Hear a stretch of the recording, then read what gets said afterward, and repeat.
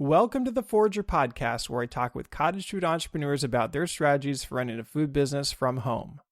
I'm David Crable, and today I'm talking with Angela Awunor. But real quick, I wanted to check, have you created a website for your business yet? And if you have, do you pay for it?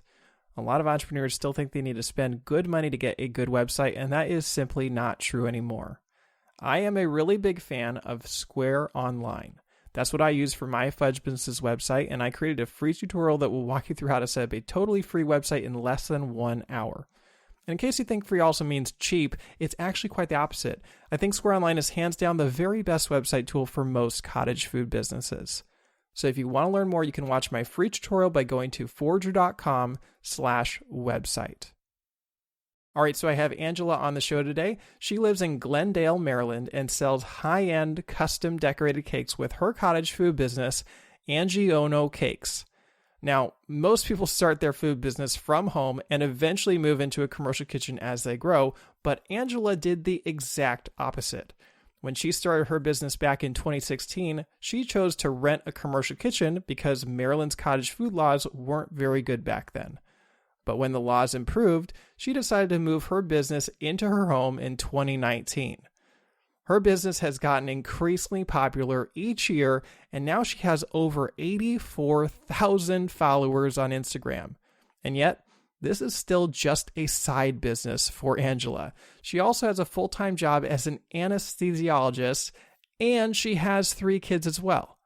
How does she make time for it all? And how has she become so successful in 2 all-consuming careers?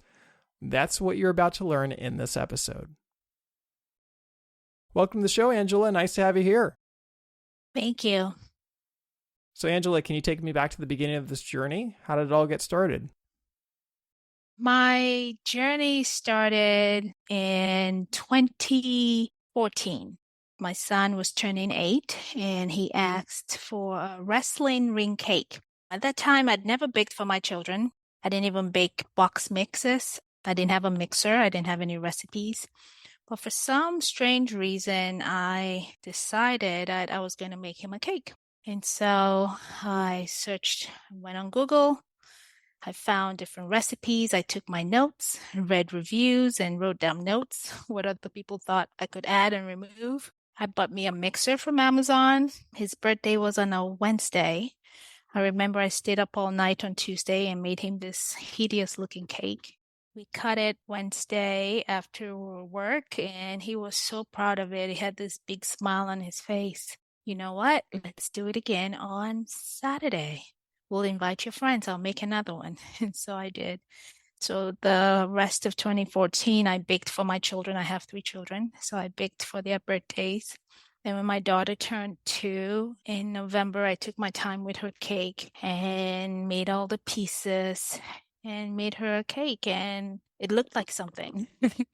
It looked good. So that's where my journey started.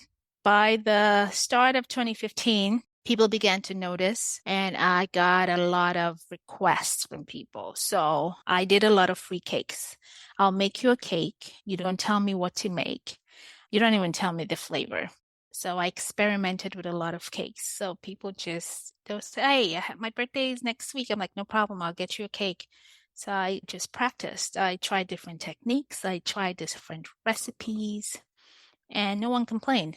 They got free cake and I got to practice. So I did that for the first half of 2015.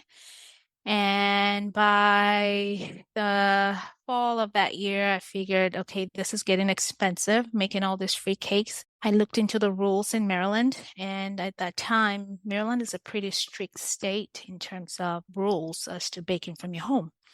And at that time, you needed a commercial kitchen to be able to sell to people. Otherwise, if you wanted to sell your cakes, you could only sell them at farmers markets, trade shows, stuff like that. So I Googled and I found a commercial space 9 minutes from my home, and I knew that was a sign. So I went for it. So I made it officially a business January 1st of 2016, and the rest is history. So interesting that you were giving cakes away for free for the first half of 2015. And was that like with the idea that you might turn this into a business, or was it just you were just doing it for fun? No, I was doing it for fun. I really enjoy the creative part of making cakes. I always joked that if I was not in the field of healthcare, I would be an interior decorator. I always knew design.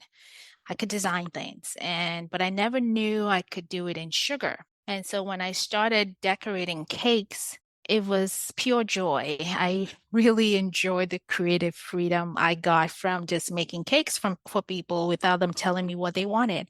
And I could really experiment and really create. So no, I did not know I was going to make it a business. It just evolved. And yeah, the rest is history. So in 2016, you started by renting a commercial kitchen, and I know you eventually moved back into your home. So can you sort of take us through that? Like, what was it like using a rented kitchen, and when did you decide you didn't want to do that anymore and you wanted to move back home? So the commercial spaces I used were not very convenient. The first one I used had no equipment at all. All they gave you was a space with an oven. So every time I had to use it, I had to bring in my mixer. I had to bring in everything I needed. And, I just did it. I didn't have a lot of clients at that time. So it was okay. And you also just rented time. And there were other people using the space as well, not just bakers. I know at the time there was someone who made coffee. So it wasn't very convenient. But I had to do it just because of the rules in the state. I moved back home when Maryland changed the rules. I want to say about 3 years ago, Maryland made it legal for you to use your home address as a business address. So that gave me the confidence to move back home. Even at that time, when the rules changed, I still didn't move home immediately. I was still nervous because at that time I had a lot of clients from out of Maryland. So they were from Virginia and DC. And the rules in Maryland is if you bake from home, you cannot sell outside of Maryland. So that bothered me. I'm like, okay, I have this client to order from me. Then again, I'm like, wait a minute. They come into Maryland to pick up their cakes. I really, wherever they take the cake, I really don't know. So then I gave myself permission to move back home. And I'm glad I did because it was more convenient for me. With me working full time, it was so much easier to work from home. And then you didn't choose to use your own kitchen in your home, right? You actually built the space. Yes, I did. So I built the space while I was still in a commercial space.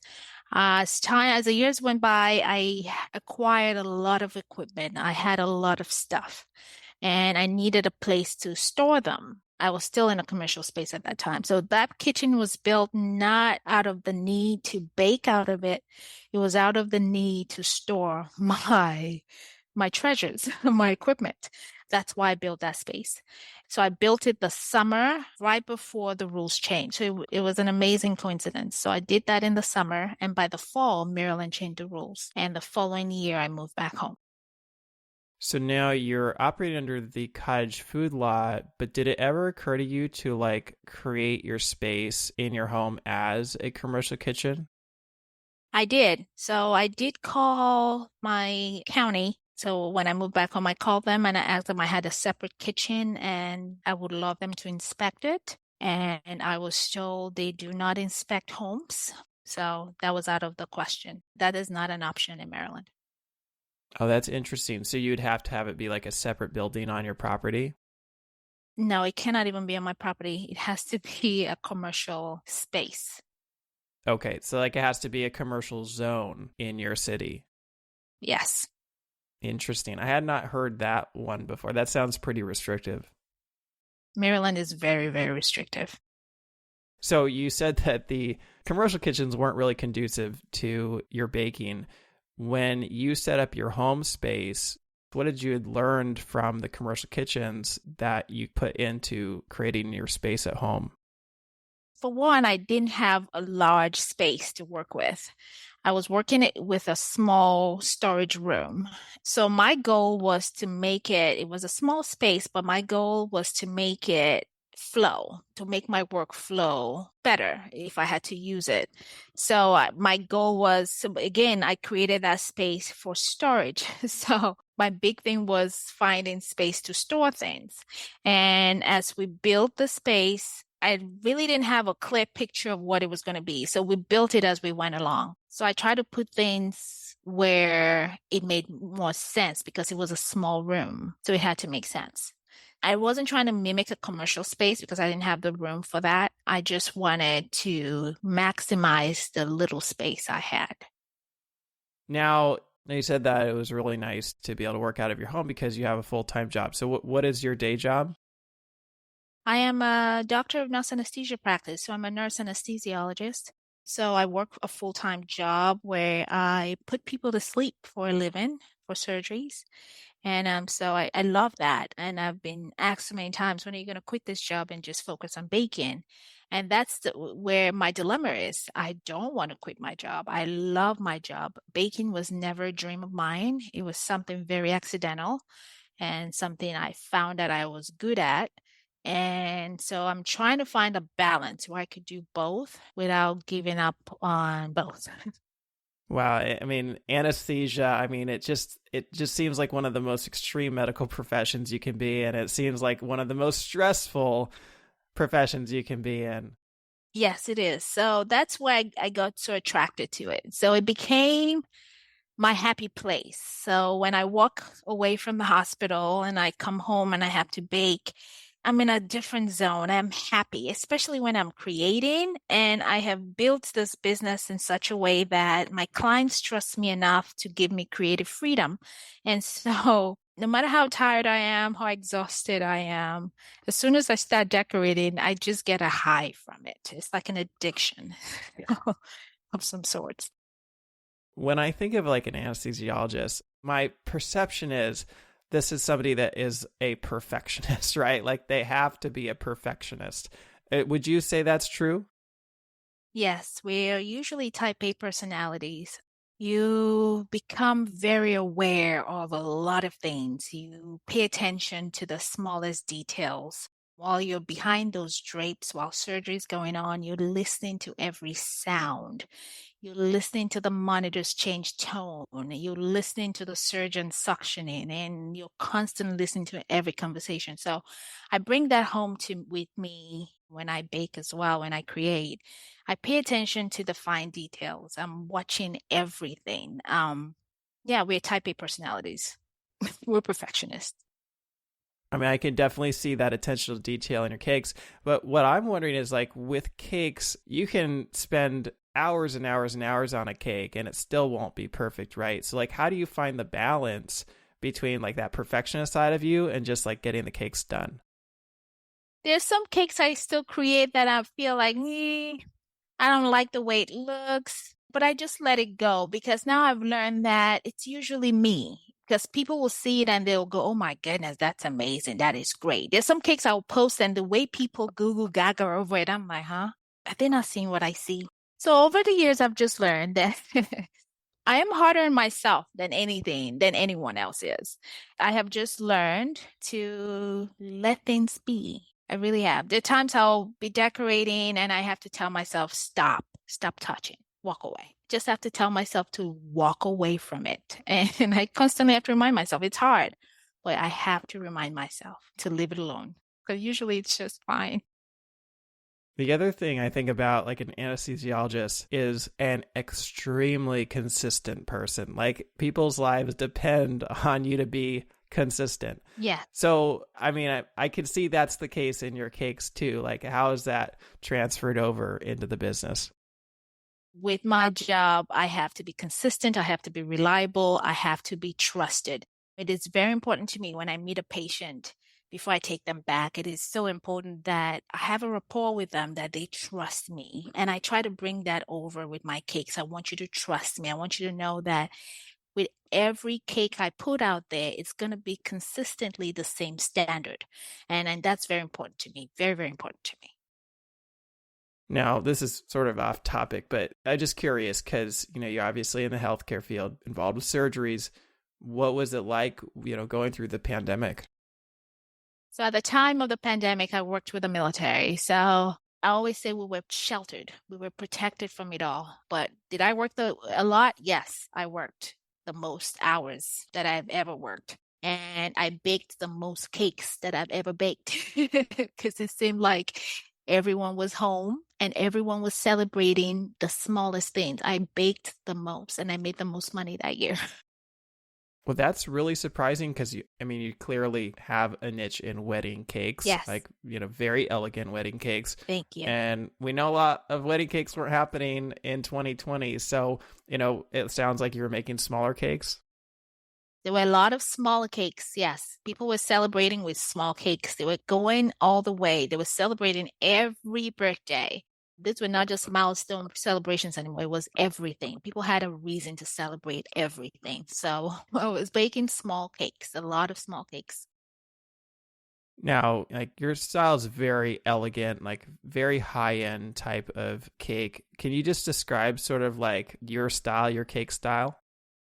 So I've always thought about this. And what is really my style? Because people keep saying, we keep hearing, oh, you have to have a niche. You have to have your ideal client. When I first started this, I just wanted to make cakes. I just wanted to learn every technique I could learn. But I always wanted them to be pretty. I didn't think I had a particular style. I really didn't think so. I think that has evolved in the last couple of years. Because I remember when I first started, I used to sculpt a lot. I thought that was where my love was. I sculpted a whole bunch of cakes at that time. And I don't sculpt as much now. But the whole wedding cake, I have fallen in love with the elegant look, the tall cakes. I have truly fallen in love with those. And I'm like, this is it. And over this weekend, I remember saying to myself, I think I have found, I did a live yesterday and I said, I am committed to tall cakes. That is my brand. My cakes have to be tall. They have to be elegant. So that evolved over time. It wasn't always that way. And yes, I always made pretty cakes, but I just was not sure where my heart was. And when I first started also, I did a lot of fondant cakes. I didn't learn with buttercream. I learned with fondant.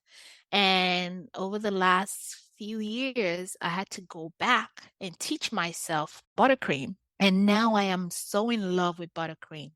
And a lot of clients love buttercream. But because a lot of cake artists are not comfortable with buttercream, they will do a lot of designs in fondant. And now I am so proud to say, yes, I'll tell my clients I can do that in buttercream. That's not a big deal. That can be achieved.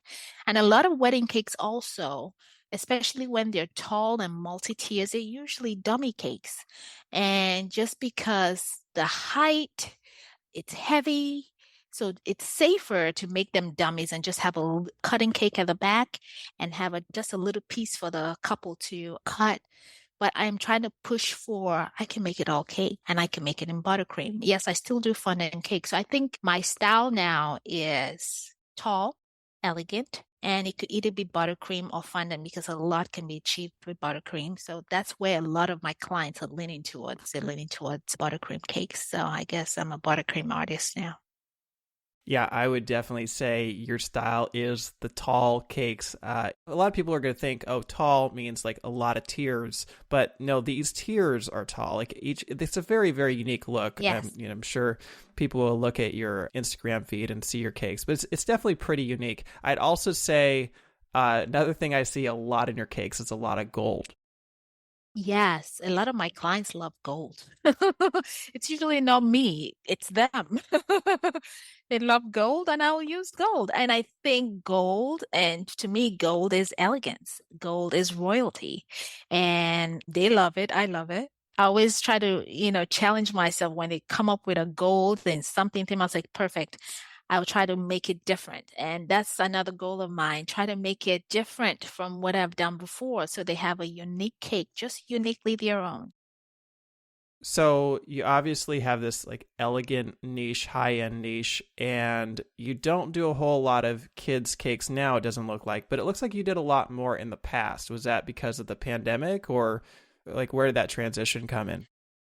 I did a whole lot in the past, and lately I still do kids' cakes, and I make it very clear I will not recreate the characters. We will use toys. The client is going to buy the toys at cost, and I will place them on the cake just because of copyright rules. So I still make kids' cake. I try to make them look nice and elegant, and if you can make kids' cakes elegant, but I do them, but I just don't get a lot of requests for them anymore. So I guess I always say what you attract what people see, really. So I think there's certain trends people never ask me for. I never get requests for them. So a lot of the trending cakes, I don't get requests for them. I think because people don't see them on my page, so they don't ask for them. So it's not like they ask for them, I make them and I don't post them now. They just don't ask for them. So I am a big believer is people will order what they see. So I'm trying to attract the client who wants that tall, elegant look. So hopefully it's working. So far it is working. I'm not getting a lot of requests for cakes that I really don't want to, I don't enjoy. So right now the heart cake is a big one now. I don't have any requests for heart cakes. No one's asking me for them. And so I'm happy about that. Because I'm like, I don't want to be like everybody else. I don't want to do what everyone's doing. So that's where I am. With its very elegant, high end niche comes probably a very high end price. So, what are you pricing your cakes at right now? When I first started, I started right out making $6 a slice. So that's why I started. Now I am at 8 and up a slice, $8 a slice, all across, not just wedding cakes, all across the board. And the more complicated and the more detailed they are, the higher. So wedding cakes now run 1,000 and up, depending on the serving size. So a cake to feed 100 will start around 1,300. Just depending on the design, it goes up from there. One thing that I know is going into the cost of your cake, because I saw pinned on your Instagram feed, your buttercream recipe was a quarter cup of vanilla in each batch. And this is real vanilla, right? Yeah, so I make it myself, and yes, it's pricey. A quarter cup of my vanilla cost me $6. So that's where my cost comes from. With making your own vanilla, isn't that a pretty time intensive process? Like you have to let it sit for a long time, right? So yes, that is the traditional way of making vanilla. So I do cheat. I have a I cheat using the pressure cooker method, and I can get vanilla in a week rather than in a year. Okay, that makes a big difference because you can't really prepare, plan out your orders that far in advance, right? Right. So that has really helped me. That I've been making my own vanilla now for over 3 years, and I've never looked back. It's a world of a difference in the taste of everything. Where are you sourcing your vanilla beans and all your ingredients from? I get my vanilla beans from a company called Native Vanilla. They source their vanilla from farmers, so I'm able to buy wholesale from them. And most of my ingredients are from Restaurant Depot, and the things I don't buy at Restaurant Depot, I buy at Costco. So Costco, I buy my eggs from, just because the eggs at Restaurant Depot are they're not normal eggs. They always have double yolks, and it was really affecting extra liquid was really affecting my recipes. So that's why I have to go to Costco to get eggs. But otherwise, majority of my ingredients come from Restaurant Depot, Costco. Then I have other little places online where I buy things from in bulk. But yeah, that's where my cost is coming from, my ingredients. So I do bake from scratch. Yes, it may be cheaper to use a box mix, but when I first started, I never used the box mix. I went straight to baking from scratch. And I have continued to do that. I had an experiment last December, and I said, you know what, let me try a box mix and see how it works. And I bought a 50-pound bag. I didn't even go with a little boxes. I went straight to a 50-pound bag. And I had a Christmas special, and I felt like a fraud because I felt so horrible offering this cake, but I got a lot of great reviews from it. And I just wanted to see, because I always play toy with the idea of I'm going to get to a point where I can't bake from home anymore, because Maryland is very restrictive. They're very restrictive on how much money you can make from home. So which restricts how many orders I can take. I'm trying to take quality orders so I don't exceed what I'm required to make from home. So I know at the back of my head, I have to move out of my home at some point. And so that's why I had that experiment last December, just to see, because I would still like to keep the high end part of my business. And I'm like, if I open a storefront, I may need to sell to the public. I may need to do some retail stuff. I don't really care for retail. I have never cared for retail. I just want to keep the custom part of my business. I think that's where my love is. Just keep it truly custom. But at the same time, when you open a storefront, then you now have overhead and now you have to think of all the costs. But again, I still also have the option of just opening a small studio where I don't have to have retail. I just keep continue doing my custom work and teach because I've been getting a lot of requests to teach. And that is something that I'm going to start doing in the new year. So I would love to have a space where I could do that. Talking about moving out of the home, I was thinking maybe it was a space issue because I know I could see it with the pictures. It's not that huge of a space, and you have a massive amount of equipment in that little space. It's actually really impressive. You have like 6 mixers or something like that. I think I have 5 in that room. I have 2 not in there. But yeah, it's impressive how much stuff I put in that little room. And there's a refrigerator in that room as well. It's pretty impressive. So that's why I say I always tell people, I tell my followers, it doesn't have to be a big space. You just have to know how to make use of the little space you have. And when I'm in there, I don't feel crowded. I don't feel like I have things everywhere. No, it's everything is in order. And I think that it makes it easier for me to work.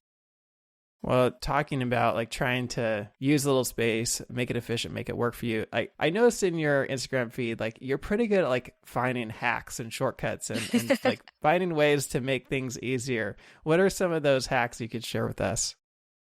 I'm a lazy baker. I call myself a lazy baker. So I have very little time. So when I'm up baking, everyone's in bed. So let me tell you, run my day to you real quick. I leave the house before 7 o'clock. I usually, now that I work closer to home, I'm home by 6. And my goal is to be in bed by no later than 8:39. Because if I have cakes to do, I have to be up between 12 midnight and 2 a.m. to start working. So I have a very short window. So over time, I have learned to work smart. So some of the little hacks, I guess most people do this. I work with frozen cakes. So I'll bake, freeze my cakes. I work with frozen cakes. It makes it really quick to frost my cakes. So for my oven, I have 2 pizza trays at the very bottom of my oven just to keep, because a lot of people complain about some bakers only bake 1 pan of cake at a time. And because they have cold spots in the oven. So I'm like, no. So I have 2 pizza trays at the very bottom of my oven to heat up the oven. And there's always a thermometer in there so I always know what my temperature is. That works pretty well. So I usually have an oven full of cakes and I'm baked in no time. Another thing I do is with my cakes, most bakers so you notice I have a lot of pans. I don't need that many pans, but I have to have that many. So that way baking is a breeze. So my single tier cakes have 5 layers of cake in them. So I will bake them in 5 pans rather than bake in 2 and then 2 tall pans, then cut it in half. I'd rather bake in 5 pans that have just enough batter in them to give me a layer.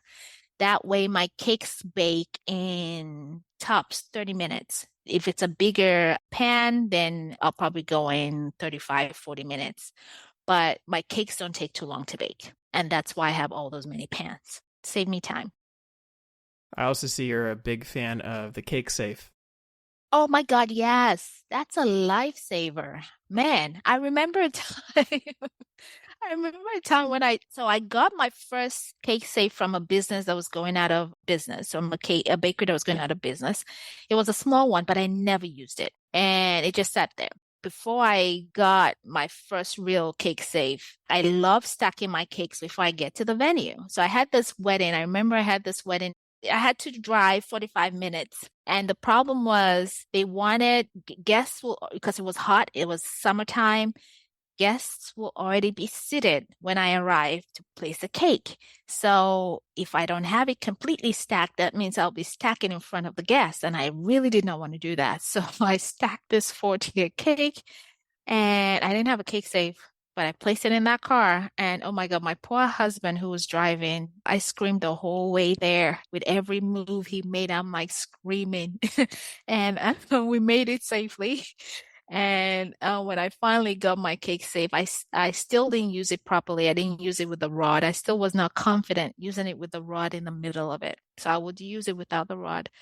But when I got brave enough to stick that rod through that cake, it was the best thing I did because one of the first few times I used it with the rod, I was by myself with my daughter and I had a fully stacked cake in it.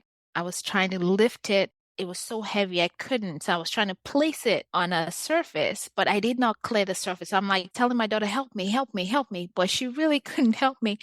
And I didn't clear the surface, and the whole cake safe tipped on its side. And I was like, oh my God. And when I picked it up, it was perfect. I was like, oh my, I would never ever deliver a cake without the rod in it because that rod saved that cake. If I didn't have that rod in it that day, that cake would have been trash. So I'm a true believer of the cake safe. It's a blessing. I own 4 of them now. And I would not deliver a wedding cake without it. I could see how, especially with your like super tall cakes, like Yes. it's essential. So on that subject, any cake failures? Ah, cake failures. Let's see. I've had some that I've posted recently. When I started recording my process, because I never used to record anything, and that changed this year. And when I started recording my process, things happen, but I always happen to fix them. One I posted was a military cake that I was trying to fix the top tier, and in my effort to fix it, I picked it up and it fell. So the good thing with me, and one thing I pride myself in, I don't panic. And even when I'm working with students at work, I always tell them the room will follow your lead. When you panic, they all will panic. So I always tell them you need to have control of your room. And if things go wrong, you need to stay under control because the moment you lose it, the whole room would lose it. So I carry that home with me. I usually don't panic, even when things go wrong, when I have to start all over again. I have a straight face. I might be very upset at myself, but because I always say when you panic, you lose everything. But when you keep a leveled head, you're able to think and fix things. So that I use a lot in this business. Yes, things go wrong. So usually things that go wrong, I'm able to fix. But one that I was so sad about was a wedding from this year. When I walked into that venue, the room was hot. And I remember telling the event designer, I'm like, the room is very hot. Is the AC on? She was like, yeah, the AC is on, but the doors, they keep opening the doors. So it's really warm. It was very warm. I should have just gone with my sixth sense because I was familiar with that venue. I know they have refrigerators. I should have insisted of just keeping it in the refrigerator for a little bit and waiting. I'd probably come back because I wasn't too far from the venue. I would have come back to place the cakes when it was way closer to the reception. But I went ahead and I placed it anyway. And, I didn't hear anything. I was still concerned about how warm the room was. I didn't hear anything. It was later on that week, I got a message from the bride. She was thanking me for her beautiful cake. And she goes, and just in passing, she goes, they ate everything. And we didn't even get to eat the top tier. And just like that, that's all she said. And I had to ask, what happened to the top tier? And she was like, it fell. I'm like, it fell. How? I want pictures. She was not even concerned about it. She was not upset. She was still like so happy about her beautiful cake. And I was like, I need pictures. I need to see. So she sent me a picture. She was standing next to the cake. If you don't know how the cake looked, you would not have noticed anything was wrong with it. But half of the top tier slipped off and fell off. So it was just half of it left. And there were flowers there. So you really would not know. You just looked like a short tier. And that bothered me. And I'm like, oh my God, that room was so warm. It didn't take long for it to, my buttercream to start melting. And that's also why I changed my practice also after that cake, because I usually would have a center dowel in all my cakes, but the center dowel does not have to come all the way to the top. As long as it was midway into the top tier, I was okay with that. But after that cake, I realized it was very important that my center dowel went all the way to the top of the cake for situations like that, because the cake slipped exactly where the center dowel stopped. So I changed my practice. Fortunately, you had a very gracious bride at that time. Have there been any upset customers? So, yeah, I had one this year. It was a very interesting case. So, I had a client, they came to me for a baby shower cake. I gave them the price of the cake they wanted, and they came up with, no, we just want the cake plain. They didn't want any decorations on it. They just wanted a plain cake. So they gave me colors and that was it. I was like, okay. They were trying to save cost. And I'm like, fine. So I did that. And it so happened that on the same weekend, I had another baby shower cake with almost a similar theme as to what they wanted, what they initially wanted, but different colors. Theirs was for a boy, the other cake was for a girl. The other cake was a gold and cream cake. Theirs was blue with some browns in it. So I made both cakes. The girl cake was first. I posted a video of it and I get a message from someone I had no clue who they were. The person was so excited. Oh my God, that's my cake. Send me a video of it. And I'm thinking, who are you? Because I knew the people who ordered the girl cake. So I got concerned. I'm like, oh my goodness, this is the mother to be of the boy cake that whoever ordered it wanted it plain. I was like, well, she's too excited. She thinks her cake is all jazzed up. And I'm like, but that doesn't make any sense. This is a girl cake. The teddy bear was a girl on it. I'm like, well, why would she get excited for a cake that wasn't even her color? So that got me really worried. So I explained to this person, I'm like, oh no, this is not your cake. I'm making another cake. It is blue and brown, but it is plain. It has no decorations on it. And I didn't get any response. So I figured, okay, whoever ordered the cake was probably going to put decorations on it and jazz it up because I didn't think they would leave the cake sitting there plain. But they picked up the cake and all. And I hear back, she's very upset. They didn't like the cake. I'm like, but you ordered a plain cake with just color. I don't know what else. With you being excited about a cake that wasn't even yours, that really was concerning to me. But anyway, she went ahead and left a review. She came on telling me how she's going to leave a review. I'm going to go leave her. I say, please do, because it's important that I be able to respond to you. So she did leave a negative review and I was able to respond to her because that's one thing that's very important to me. You're entitled to your side of your story, but I want to be able to respond to you because I want people to be able to see how I respond to you. And because one thing that's very important to me also is I keep details. I try to keep every information, every communication, everything we talk about. I try to keep everything. So I'm not afraid of a negative comment. I'm very open. Give me a comment and, leave a review and I'll be able to respond to you. So she left her review. I left my reply and I moved on and that was it.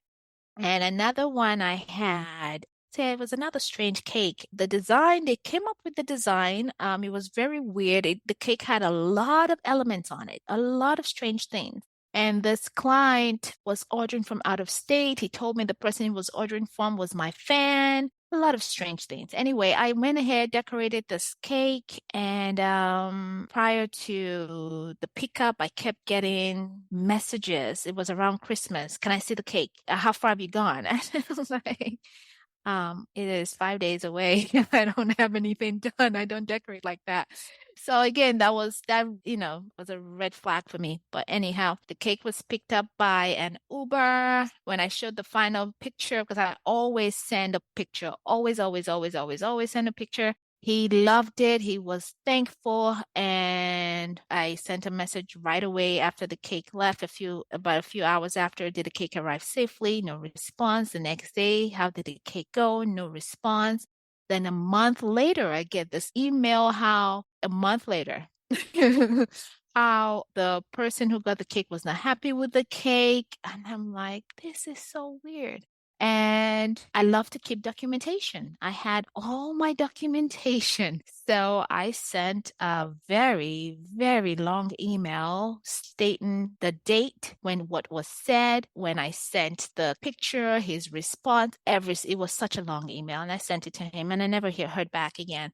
So that's why it's so important. A paper trail is very important. I think that is key for a lot of small businesses, especially home bakers. We get a lot of orders. Some people get orders online and they do DMs and do telephone. I want it to be in writing because, and I always never delete anything because I can go back and show you emails from many years ago.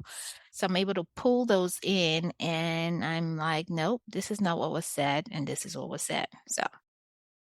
Does a negative experience like that affect like what kind of orders you'll take? Like if there are red flags like that, you just back out of it now? So with those two experiences, the red flags didn't pop up until after the order was taken. It would have been hard for me to not take it. I'm still going to continue to take just custom work. And usually when clients come in and say they want this exact cake, the answer is always a no. You can't go, it's always a no. I'm not going to do it. And I'm still going to take the cakes that I enjoy to create. I'm still going to take the cakes. I really can't sift the bad experiences until you're in the process of making the cake. That's usually when those things happen. So yeah, I'm just going to continue to take things that I enjoy that fit my brand and in the hopes that the clients that come to me are truly my ideal clients. So what are some of your favorite cakes that you've done? I enjoy everything I make, so I don't take anything I don't like to make. So everything I create, I truly enjoy. Let's see. Okay, my children now I think they're over me now with this whole cake thing. But when they were much younger, a few years ago, they will always tell me what to create, especially my daughter. My daughter would draw. She'll draw her cake. And when she was turning 7, she's going to be 11 in a few weeks. When she was turning 7, she drew a cake and it was an upright cake. It was a 4-tier cake. And she told me it had to be all cake. And I kept telling her, we're not having a party though. You're just turning 7. I can't make a 4-tier with all cake. And at that time, I was planning for a bridal show for a hotel. And my plan was to go do a cake that was upside down, hanging upside down. And my daughter was there while we were having this meeting with some other vendors. And she stood there. She was staring at the prototype I had. And she goes, I want my cake upside down. And I'm like, no way. I'm not doing that. And the other vendors, they were like, you have to do it. And I was like, no, don't encourage her. And I ended up doing it. And that cake is very dear to me. That cake is on my website right now. And it is a 4-tier all cake and it's upside down. It's hanging upside down. I'm truly proud of that one. I am truly proud of that one. I recently, last year, I traveled with a 5-tier cake for my parents' 50th anniversary. I was truly proud of that as well. That was very dear to me. I saw that one and I saw that you took it on the plane. Yeah, I took it separated on the plane. So we all had a cake. So I have 3 children, myself and my husband. So everybody had a cake as a carry-on. And yeah, I think the ones that are truly dear to me are usually the personal ones. And this year I had my 20th wedding anniversary and I made a 23-inch tall cake. And I was proud of that one too. So you have kids. Mm-hmm. How many kids do you have? I have 3. 3. And you started this when they were pretty young, right? Yes. So you've got a full-time job. You've obviously got this cake business. You've got kids. Like, how do you find all the time to do all this? So I don't need a lot of sleep. I'm able to function with very little sleep, and which is so weird. But staying organized really keeps me sane. I try to keep an organized home, and I have taught my children to be very independent. They've been very independent for a long time. Independent in the sense that they can do a lot of things on their own. I introduced all of my children to the stove at age 8. They learn to turn on the stove and start doing things while I'm standing there. Then we go to the next stage where you can turn on the stove, but I have to be in the house. Then they get to the stage where I don't have to be in the house and they can turn on the stove. So my kids are very comfortable in the kitchen. They are confident cooks. So that really truly helps when no one is asking, what am I going to eat now? Yes, no one is doing that. There's always food in the fridge. So they're always able to fix something. They're able to do their laundry on their own. They've been able to do their laundry on their own for a long time. They're able to clean their rooms. They're able to clean their bathroom. So they do their little chores that makes my life so much easier. In terms of schoolwork, I got my children. So when you hit sixth grade, I don't check your homework anymore. So from kindergarten or however, when you start bringing home homework, I will check your homework every day up until you hit sixth grade. And at sixth grade, the hope is you have learned something that you're able to sit and do your homework. So my kids, when I come home after sixth grade and up, I just come home. Have you done your homework? Yes, we have. No problem. I don't check it anymore. They know I'm going to check your grades are going to tell me. And I have pretty good students. My oldest is 19. He's a sophomore at Penn State, an excellent student. I have a 17-year-old, a senior in high school. He's an excellent student. So now I'm working on my daughter. She is in the fifth grade. So hopefully next year I'm going to let her loose and let her go. And because I really need to get them ready for high school. So that's why this whole sixth grade thing happened. I'm like, I need to get them ready. So that way they're responsible for their homework and stuff. So it has worked perfectly well for the first two. So we'll see how it goes with my daughter. So keeping an organized home is the key to being able to do it all, doing it all. You've made it work, you found the time, but do you feel like overwhelmed a lot of the times? Overwhelmed? No, because I have truly learned that if it's too much, I will take a break. I really do. I tell my followers, I'm like, because I see a lot of bakers, they'll come on and they'll tell you they're taking a break from baking. And I tell my followers, I do take breaks, but you just would never know. I try not to let the pressures of social media get to me. I try not to let that control my life. So if I need a break from stuff, I do. If I need a break from work, I'll take time off. I really do. I do take time off. And if I feel like I just need to just lay on my couch and just sleep, I'll do that. So no, I try not to let things overwhelm me. I've been very good about, so one thing about me, I work very, very well under pressure. Very, very well. I don't internalize stress. I never have. So I've been able to, if it's too much, I don't do it. If I need help, I'll seek help from people to help me do stuff. So if I feel like I need extra help in my home, I'll get people to come do stuff for me in the house. I have learned that over time. It wasn't always that way. I always wanted to do everything, but I have learned, I have matured, I have evolved, where if I need help, I'll find the help. So let's talk about your social media following, because you have now over 84,000 Instagram followers. What have you learned? Like, how have you gotten to that point? Just being consistent. Instagram is so finicky. You absolutely do not know what's going to work because I really cannot figure out. Yes, the analytics are there for you to read. Look, I never do. I never look at nothing. I just post what I need to post and keep it moving because I'm like, this app is not going to control my life. Last year, I left working for the military and I had some time on my hands before I transitioned to my new job. And during that time, I just posted stuff because I do all my recording on my phone. I do all my editing on my phone. So, and it's really easy for me to edit stuff real quick. So I was posting stuff. I'll post like 10 times a day. I just post whatever I wanted to post. And that's when the whole page took off. And it was around also at that time I started recording everything. And I did not used to record, but I started recording my process. And I found, oh, they like to see me do this. And so I just started posting stuff and just stayed consistent. It comes and goes. Sometimes it's like you're up there, your views are up. The other times it's low. I don't care. It doesn't matter to me. I'm just going to post. I'll keep posting and I just stay consistent.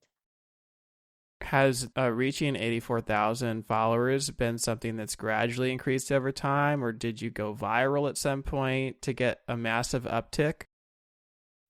Yeah, I did go viral right around this time last year, and it just took off from there. So I'll go to Home Depot and I'll find little tools I feel like I could use in my kitchen. So I have this tool, it's a square. I had this video where I had two squares on a cake tier. That went viral. I was like, really? Yeah, that one went viral. I was like, wow, it's just a square. I think there was another one where I painted a cake gold, and that too, just the technique. I was like, oh, okay. Then there was another where it was a black and gold cake. It was an Africa cake, and that too. It was just to me, it was just a simple cake, but that too. So it was just, yeah, there are multiple. There's still a few, there are multiple of them that just picked interest in people. And that's where I grew. Oh, I've seen a picture of that Africa cake. It definitely stands out. Also, I'd say for some reason the lion cake really stands out to me. Oh yeah, that was that too at one point. So you have a ton of Instagram followers, obviously. Are these your clients, or are they just, people who like following you online? A lot of them are bakers and just people interested in baking. I do have some clients in there because I have orders come from Instagram, but a lot of them are the bakers. So when this whole push for me to teach, because I've been getting a lot of requests for me to teach, when this whole push came along, I said, okay, maybe I need to grow a community. And if I'm going to teach, these are the people I'm going to teach, bakers. So that's when I started doing the Sunday lives. So I do a live on Sunday at about 8 o'clock. And we just talk about baking stuff and just there's nothing scripted. They pretty much guide me and ask questions and I just answer. Sometimes I'll decorate cakes on there. So it's just a easy, free ask a question and we go from there. And so I do that every Sunday because I felt like I needed to build a community if I'm going to start teaching. So we'll see. But we're working on my new website so that way I can start doing my teaching on there on my site and we'll see how that goes. One thing really unique that I saw with your Instagram feed is you have not posted anything other than a reel for over a year. I know, that's crazy. I was looking at that. I was like, man, I need to post pictures. I'm like, I don't even take pictures anymore. I'm like, that's not good. I need to start taking pictures again. Yeah, I've been doing reels. I guess I need to mix it up, but Well, hey, you got over 84,000 followers, so I guess it's working. you're giving Instagram what they want. Yeah, I figured once I got over the whole making a real thing, I was like, oh, it's not hard at all. Just do a little clip. And once I got comfortable with that, that was all I could do. And it's so easy because it's on my phone. So I can edit a video in seconds, really fast, and I can post one. So yeah, it's easy. So are clients typically finding you through social media, or how do new customers generally find you? So a majority of my clients find me from Google. So they Google cakes around me, bakeries around me, and that's why I pop up.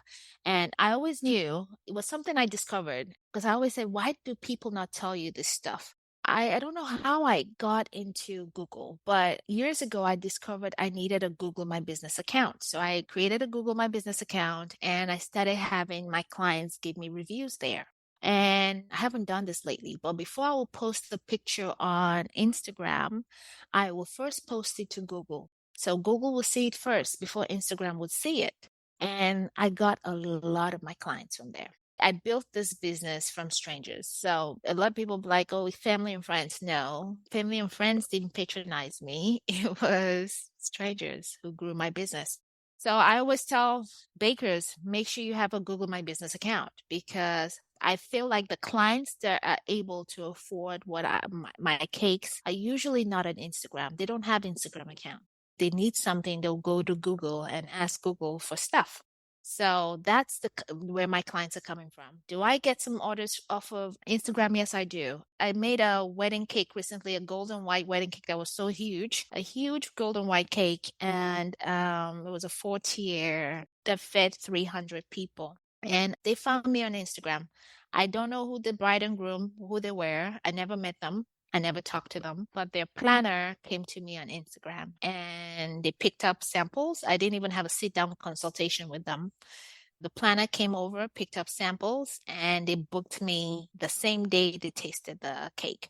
So yes, I do get some clients. I do get even international clients. There was a client that would order pretty frequently from overseas for someone here in the States. And so I do get clients from Instagram, but the majority of my clients do come from Google because I always say my ideal clients, some of them do not have Instagram account. Just thinking about your business journey, and it's pretty accidental, right? Like you sort of stumbled upon this when you started making cakes for your kids in 2014, and now it's become this pretty full-fledged business. I mean, what keeps you going with the business? You don't have a whole lot of time, obviously. Like, why do you love running it? I think my drive comes from the pleasure I derive from it, the pleasure I derive from creating.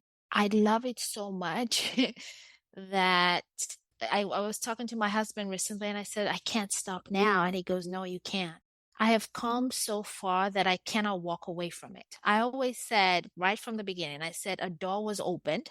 I remember I said this when I Googled and I found a commercial kitchen 9 minutes from my house. And I said, God has opened a door and I have to walk through it. I'll be truly ungrateful if I don't walk through that door. And so that's where this journey is. This whole journey has been a journey of faith. I don't know where I'm going with it. I still say I don't know where I'm going. I've come this far, but I still don't know where I'm going with it. I don't know where it's going to take me. But it's been a journey of faith. A door was opened and I had to walk through it. And I think that's what keeps me going. I think the unknown. I'm excited to see what that is. It can only get better from here. So it's the pleasure, the joy I derive from it. It brings me so much joy. It brings me so much peace. That's why I keep going. You've talked about potentially, going storefront. You don't really have a strong sense of where you'd like to go in the future, though? In my head, I think I would love to have a studio, not necessarily open to the public. No, it doesn't have to be open to the public. I just want a space where I can meet my clients, a space where I could teach, and a space where I could create. That's what I have in my head. But I'm not sure if that's the direction I am supposed to go, though. But I feel like whatever direction I'm supposed to go, it will be revealed to me. It will come to me. But in my head right now, I feel like I just want a space where I could create, I could teach, and where I can meet my clients. So I know you're eyeballing doing a lot more teaching in the coming year, and you've already done a lot of teaching. So what's some advice that you would give to somebody who is starting their cake business journey right now? I would say soak everything you can. So it all depends on how people learn. So for me, I have not been to a class yet. I've not taken a class with anyone. I soaked everything I've had to soak in and learn from online. There's a lot of resources online. Take advantage. You don't have to take expensive classes just yet. There's so much you can learn online, and you just practice. You need to practice. It will not come easy, but you have to practice. And with every cake you do, you get better. With every design you make, with every technique, you get better. Yeah, some people feel like, oh, I don't have this. You don't need a lot of fancy equipment because we're so bad about buying every single thing we see. Someone's advertising something, we're ready to buy it. Then we buy it and we never use it. You don't have to buy a lot of things. You just need the basics and learn. There's so much resources out there. You can learn a lot online. That's what I did. I did all my learning online and I practiced a lot on people's cakes at the beginning. And you just need to build your confidence. And then once you build your confidence, the doors just open. You become very fearless and it becomes very easy. It sure does. Well, you make it look easy. Thank you so much, Angela, for coming on and sharing all that advice with us. Now, if people would like to learn more about you, where can they find you or how can they reach out? You can find me on my website at angyonocakes.com, ANGYONO cakes.com, or I'm on Instagram as Angyono_cakes, ANGYONO_cakes. Or you can send me an email to admin@angionocakes.com. Well, thank you so much, Angela, for coming on the show and sharing with us today. Thank you. Thank you so much. That wraps up another episode of the Forager Podcast. For more information about this episode, go to forager.com/podcast/103. And if you're enjoying this podcast, please take a quick moment right now and leave me a review on Apple Podcasts. It doesn't have to be a long review, but it's truly the best way to support this show and will help others like you find this podcast. And finally, if you're thinking about selling your own homemade food, check out my free mini course where we walk you through the steps you need to take to get a cottage food business off the ground. To get the course, go to cottagefoodcourse.com. Thanks for listening, and I'll see you in the next episode.